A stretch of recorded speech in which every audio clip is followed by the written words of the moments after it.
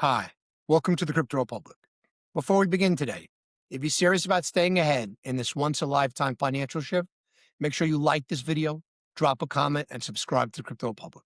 Hello, XRP Army, and welcome back to the Crypto Republic, your go-to channel for the latest energy updates and digital assets. Before we get started with today's business, make sure to smash that like button, ring that bell, and subscribe to the Crypto Republic, bringing you updates every day at 10 a.m. and 7 p.m. Eastern Standard Time. And here at the Crypto Republic, we give you the bird's eye view, a satellite perspective to spot the big picture shifts while everyone else is stuck in the daily chaos. Just a reminder, this video is for educational purposes only. This is not financial advice. Always do your own research before making any investment decisions. What if I told you the biggest financial problem in the United States right now isn't unsolved? It may already have a direction, not through taxes, not through spending cuts, not through traditional policy, but through a shift that's already happening inside the financial system: stablecoins, digital assets, and potentially networks like XRP. Now that sounds like a stretch, but when you start connecting the dots between US debt, treasury, demand, and how much money is actually moving today, you start to see something forming beneath the surface. And most people aren't looking into the right place. Let's start at the highest level. The United States is now sitting at roughly 39 trillion in debt, and that number isn't slowing down. We've added trillions in just a few years alone. Now, historically, this system works as long as there are constant buyers for U.S. Treasuries. That's the key, because once demand weakens, everything starts to shift. And this is exactly where the concern is coming from right now. Not from random headlines, but from people who've been inside the system. Voices warning that if the Federal Reserve becomes the primary buyer, while yields continue rising, you don't just get pressure, you get structural stress. And that's a very different type of problem. Now, here's the part people most aren't connecting yet. What if the system isn't waiting for a solution? What if it's already adjusting? Now, let's zoom into what's happening today, because something has quietly changed. Stablecoins. They've gone from being niche crypto tools to becoming major holders of U.S. Treasuries. We're talking over 170 billion already. That's not small. That puts them ahead of multiple countries in Treasury ownership. And this is where the narrative shifts, because suddenly, crypto isn't just speculation anymore. It's becoming part of the financial plummet. We've seen shifts like this before. In 1971, when the U.S. moved away from the gold standard, the system didn't collapse, it adapted. But the foundation of global finance changed, and that shift wasn't fully understood until years later. But here's where it gets interesting. This isn't happening in isolation. Look at the global stage. China is pushing the digital yuan. The UK is rolling out the GBP-backed stablecoins. Europe is exploring euro-denominated digital assets. This is a race for payment rails, liquidity systems, financial dominance, and the US knows it. And this isn't new. When the internet first started expanding in the late 90s, most people thought it was niche, temporary. What they didn't realize was infrastructure was being built underneath everything. And once that infrastructure took hold, it reshaped entire industries. That's why legislation like the Clarity Act, stablecoin frameworks have become so important. There's urgency, because if the U.S. doesn't move, capital doesn't wait. It flows elsewhere. We've seen control shift before too. When the Federal Reserve was created in 1913, control over money moved from markets to policy. Every major financial system since has evolved from that moment. But not everyone's aligned, ladies and gentlemen. Banks are pushing back. Why? Because stablecoins introduce competition for deposits, alternative yield structures, new financial rails, and that threatens traditional models. And when resistance like this is nothing new. When markets transition from physical trading floors to electronic systems, most believed it wouldn't last. But once liquidity moved, there was no going back. Now, this part surprised many people. We're now seeing statements like from Kevin Walsh that digital assets are already part of the financial system. Let that sink in. This is massive. That's not speculation. That's acknowledgement. And at the same time, BlackRock, Fidelity, Franklin Templeton are all moving into tokenization. Even exchanges like the NYSE, NASDAQ are exploring blockchain, infrastructure. This is not about price, ladies and gentlemen. This is about structure. Let that sink in. This is very important. Short-term noise, long-term system evolution. Now bring XRP into the picture. Ripple has been positioning itself in cross-border payments, liquidity, institutional rails, and now stable coins. With RLUSD and XRP Ledger integration, here's the point. The XRP Ledger is not just hosting one asset, it's hosting multiple stablecoins. USDC, RLUSD, others emerging. That turns it into infrastructure. But the real twist came when stablecoins just don't move money. They need backing. And what backs them? US Treasuries. So every time a stablecoin grows, demand for Treasuries grow. Now think about that. This isn't the first time dollar demand expanded beyond traditional systems. The euro-dollar market grew quietly outside the US and became one of the most important sources of global liquidity. Let that sink in. Most people don't know that. Most people didn't see it either, happening in real time. What if stablecoins became massive? Global adoption increases. They need backing. And what backs them? US Treasuries. So every time a stablecoin grows, demand for Treasuries grow. Now think about that. This isn't even the first time dollar demand expanded beyond traditional systems. The euro-dollar market grew quietly outside the US and became one of the most important sources of global liquidity. Most people didn't see it happening in real time. What if stablecoins become massive? Global adoption increases. Trillions move on-chain. What happens to treasury demand? If even a fraction of global liquidity moves on-chain and stablecoins remain dollar-backed, that creates a continuous buyer for U.S. debt. Now step back. The U.S. needs demand for treasuries, financial system modernization, global competitiveness. Stablecoins potentially offer all three. And this is what most investors are missing. This isn't about XRP replacing the system. It's about the system evolving and assets like XRP being part of that evolution. And we've seen what happens when systems reach stress before. In 2008, the financial system didn't just bend, it nearly broke. What followed reshaped policy for over a decade. What we're seeing now feels like less a break and more like another transition. So let's bring it all together. U.S. debt is rising. Demand for treasury is critical. Stablecoins are becoming major buyers. Crypto is integrating into finance. Global competition is accelerating. XRP sits within this infrastructure shift. We don't know exactly how this plays out, but we do know this. The system is changing, and the people watching only price are missing the bigger picture. If you got value from this, hit like, subscribe, drop your thoughts below, because I want to hear from you. Do you think stablecoins could actually play a role in the U.S. debt system, or is this something bigger unfolding? Well, ladies and gentlemen, happy Monday. Got a lot of things to talk about right now. Markets are showing us a lot. I want to welcome all the new members of our Patreon, all the new members of the membership channel. One good tip from the pits can easily pay for your entire year's subscription.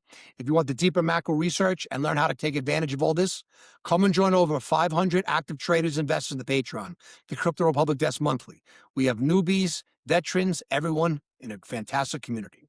Ladies and gentlemen, the biggest thing I'm paying attention to right now, and again, this is what we've been telling family offices, and I just got off the phone with one of them, gold is bullish above 46.65. Right now, we're in the what-if forest, okay? When price action is in between moving averages, there's nothing to do here except for wait for open interest to violently uptick and go with the direction of the market or a violent uptick of open interest. This is the most important thing you have to pay attention to right now. Because when you're stuck in the what-if forest, this is how people get cut up like sushi. This is when being a financial mercenary and having that Gucci conviction and clarity and patience and discipline matters the most, again. So 4665 is, in our opinion, an institutional buyer zone where we're in the camp that we're not going to go lower through this. Again, if it got down to that point, that's a fantastic buying situation to grab. But the upside at 4,800 to 4,825 is the ceiling, in our opinion. That's the broader range until we take out 4,850. That's where the upside's capped. So price action is range bound. It's not violently, but it's range bound. So people are taking advantage of this. Again, what's happening right now is as oil moves higher, it takes the excitement out of other plays. Risk. People aren't going to be as risky as oil's moving higher right now. But we follow open interest, and open interest is at an inflection point right now. It's not price. It suggests that the next move will be accompanied by a definitive move in open interest again. So everything else is noise that could last a while. We always say this: don't pay attention to noise, pay attention to the move. Still, you got to look at this right now. A lot of things are getting crushed because there's no movement. The range is not really ranging. So the open interest has a lot of noise right now, ladies and gentlemen. So that's the telltale sign of a chronic trading range. Again, people get caught up like sushi here because they see price action that takes the gambler in them to start trading. Trading's a sickness. None of this is financial advice. This is just my opinion, and it retains capacity. Again, so when open interest goes up on a down move, you can do two things. You can sell it for another day of selling momentum, okay? Or you can wait for open interest to go up. But the market will barely move lower with that. Again, that leaves a fish hook. What we normally do, depending on when it retains any capacity, we normally do both. We'll sell weakness on day one. We'll buy weakness on day two. That's what we like to do. We'd like to take advantage of both of them. When open interest comes up on an up move, you can do two things. You can buy it for another day of buying momentum. That will cover at least one more day. Normally what we do is we follow open interest and we will follow the momentum. On a down day, we'll sell, we'll follow the momentum. On an up day, we'll buy, we'll follow the momentum. But these are short-term transactions. Again, we're just following the momentum.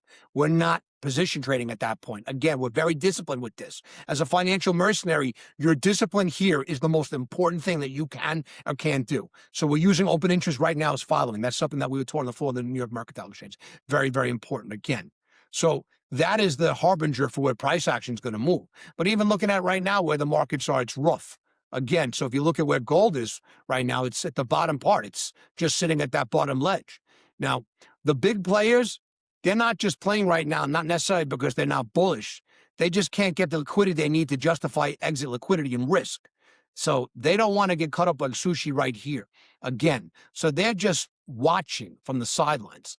That's the most important thing. The silver market, ladies and gentlemen, we're bullish above 74, but we're capped at 80 to 81.50. 73.20 could be a sweet spot for longs if you want to establish if we see it. But, we were taught on the floor of NYMEX. It's times like this, you got to follow your trading plan to the letter so you don't get cut up like sushi here. Because a lot of people have convictions, again, and they're following price action just like in gold.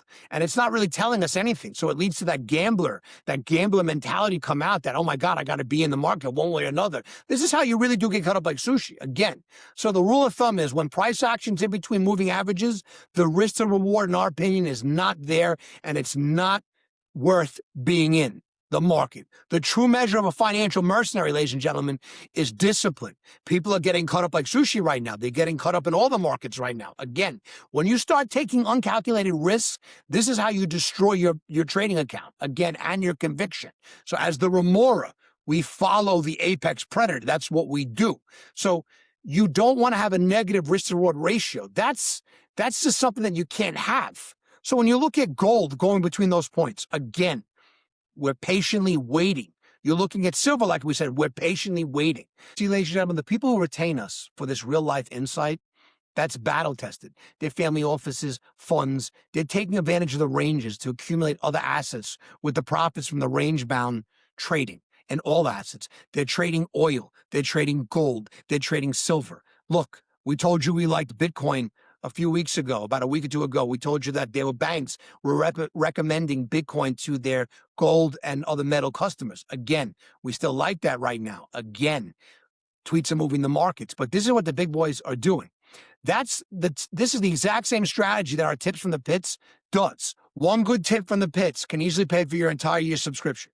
If you want the deeper macro research and learn how to take advantage of all this, come and join over 500 active traders and investors inside the Patreon, the Crypto Republic Desk Monthly. Ladies and gentlemen, we did a whole piece on sulfuric acid. We were talking about this, and this is one of the biggest things that I keep talking to family offices in their intended any capacity. This is the big silent play that people aren't paying attention to. That's why when I was talking to you about constant copper going in ranges up and down between 80 cents and $1. Never forget those things. But the most important thing right now is the non-availability of sulfuric acid. Again, for the last decade, and this is true to us because we run concessions around the world. Again, especially in Indonesia, you need sulfuric acid. You need it also in Northern Africa for leaching. You do. But for the last decade, the institutional consensus on copper has been dominated by one narrative, ladies and gentlemen, one narrative: geology. Everybody spends their time debating this about all grades in academia, the lead times for greenfield projects in the Andes, and the depletion of easy copper again. But I want you to understand something. The market's focusing on the wrong side of this equation 100%. We're drifting towards a supply shock that almost nothing to do with the amount of copper in the ground or the number of trucks and mine sites. Nobody's paying attention to this. Again, the real pressure point is sulfuric acid. Sulfuric acid is the invisible utility of the copper industry. It's the primary input to solvent extraction, electrowinning. We run solvent extraction, electrowinning refineries. Again, ladies and gentlemen, to understand why this matters with solvent extraction, electrowinning, you have to look at the shifting nature of copper mining. Again, this is very important. The low-hanging fruit of high-grade copper sulfide is increasingly rare. To maintain production levels, the industry's had to turn to leaching. Again, in a leaching operation, we don't just dig up ore and smelt it. We pile low-grade ore on heaps and drench them in a solution of sulfuric acid. This acid dissolves the copper, which is then recovered through electrowinning. This is a chemical-intensive process. Without a steady, high-volume flow of acid, these heaps effectively go dormant. The danger of this model is just in time. Okay. Unlike ore, which is sitting in the ground, sulfuric acid is a byproduct of other industrial processes, specifically smelting and oil refinery. It's expensive to store and hazardous to transport. Most copper mines carry very little inventory. When the trucks or ships stop arriving, the production curve begins to flatten almost immediately, goes to like zero. So if you look at the China factor, fertilizer versus metal, the first major pillar of this disruption is coming out of Beijing. For years, China has been the world's balancing export of sulfuric acid, flushing the market with supply when prices rose.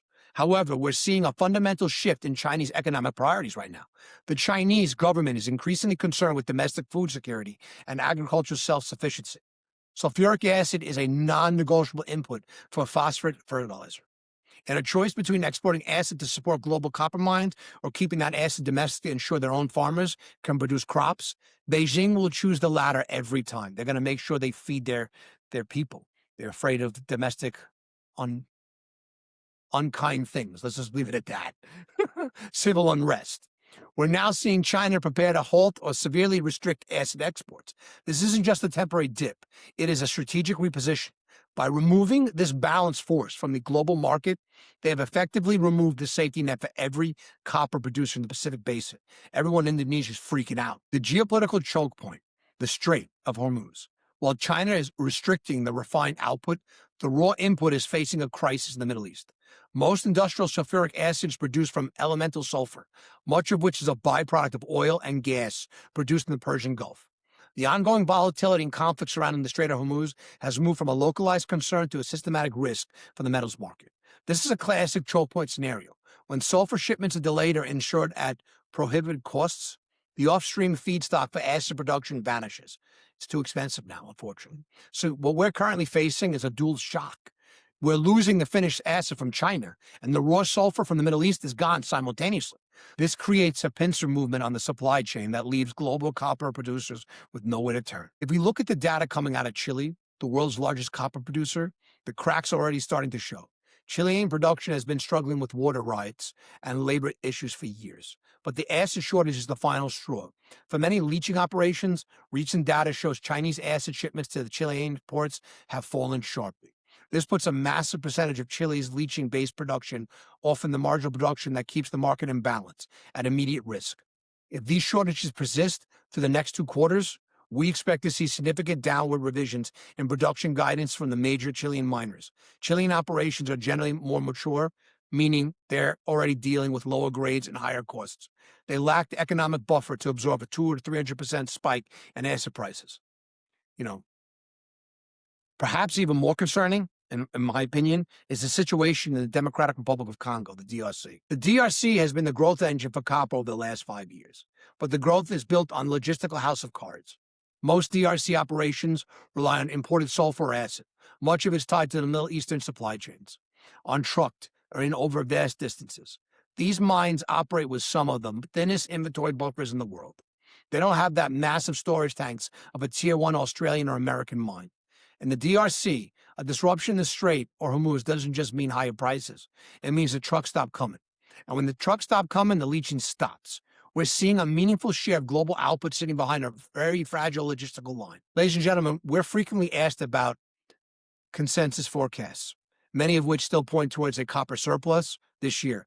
We want to get out ahead of this. Most of these surplus forecasts are static. They look at mine capacity and historical production rates and project them forward. They assume that if a mine has the capacity to produce 500,000 tons, it will do so. But these models rarely account for the flow of secondary inputs. A mine is only as productive as its most constrained input. If you have the ore and the miners, but you don't have the acid, your capacity is irrelevant.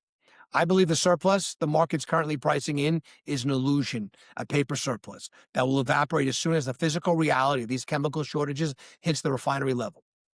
Markets are notoriously slow to recognize secondary constraints. So most traders are watching the LME inventories and spot prices, but those are lagging indicators. By the time the LME inventories start to plummet because of an acid shortage in Chile 6 months prior, the trade is already over. So we're in the recognition phase. The risk profile has shifted from a stable industrial environment to a volatile geopolitical one. As a large-scale capital begins to realize that the bottleneck has moved from the mine to the chemical plant, we're likely to see a significant re-rating of copper assets. So investors are going to start asking, where do you get your asset?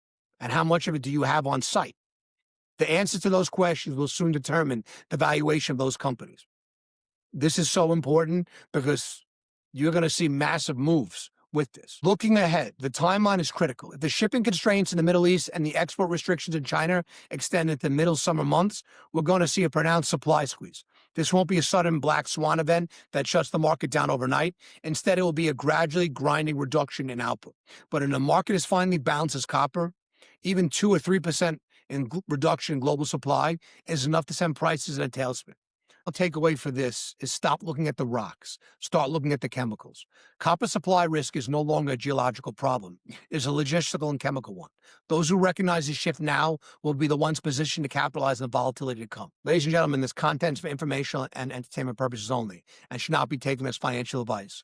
Always do your own research and consult a licensed financial advisor before making any investment decisions always. Remember, the game is changing, and those who understand it first will benefit the most. Make sure you're on the right side of it.